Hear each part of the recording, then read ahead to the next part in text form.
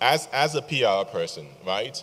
In trying to, we're playing in this space. It's pop culture. It's anything that is hot, is now, is fresh. We want it, and we can get it, right?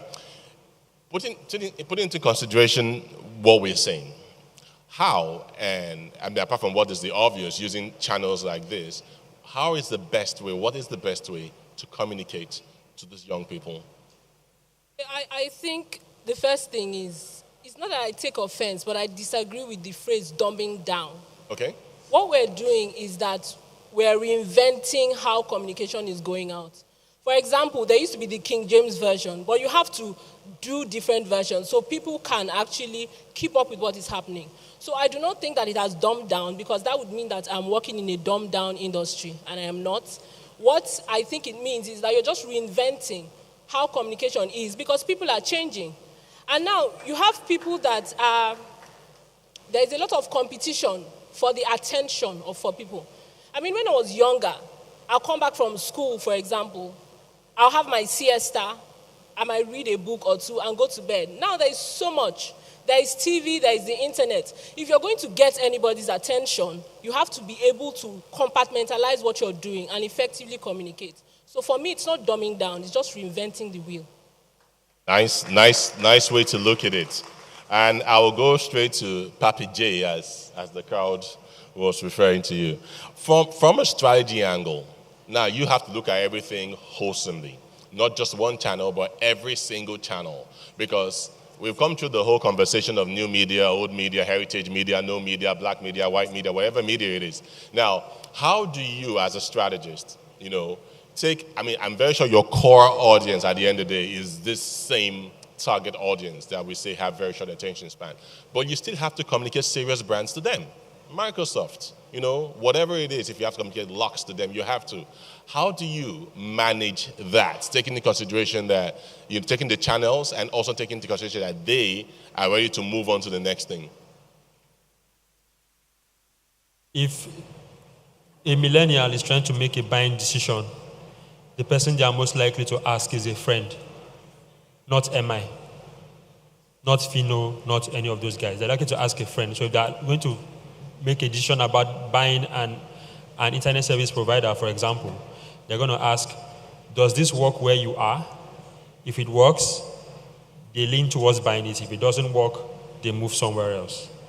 There is a particular telco that doesn't really work, but spends a lot of money on the glitz and the glam, but it doesn't work, and people don't patronize it. It's as simple as that. So people are trying to think about what works for me, and they're most likely to ask a friend. What that friend tells them, or what 2-3 friends tell them, is what is likely going to influence their buying decision, not necessarily what a celebrity wears or doesn't wear.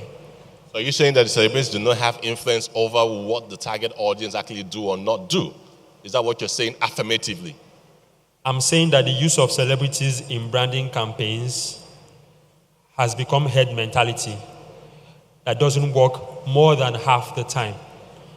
And that's the problem, because when you don't analyze what you're trying to sell, you're not able to understand whether having a celebrity on that campaign helps to further the campaign, or whether it just adds to noise and retweets. Retweets are not engagement, and that's fantastic. The problem. I can see Leslie wants to open her mouth in a second. Yeah, and hold on.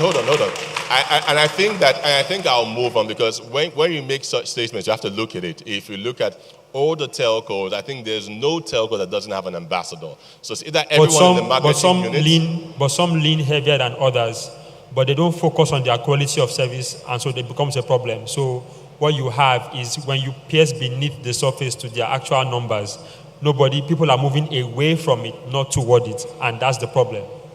I totally get you. We don't have the numbers and the facts, but what I'm saying is that when I have a standpoint, I look at everybody. If everybody is doing something, there has to be something right in the foolishness. That's what I think. I do not know full, because we don't have the data. Leslie, you felt like you had something to say when he was talking, because I saw you almost interject. No, I think I just had never thought of it from the perspective that he was saying.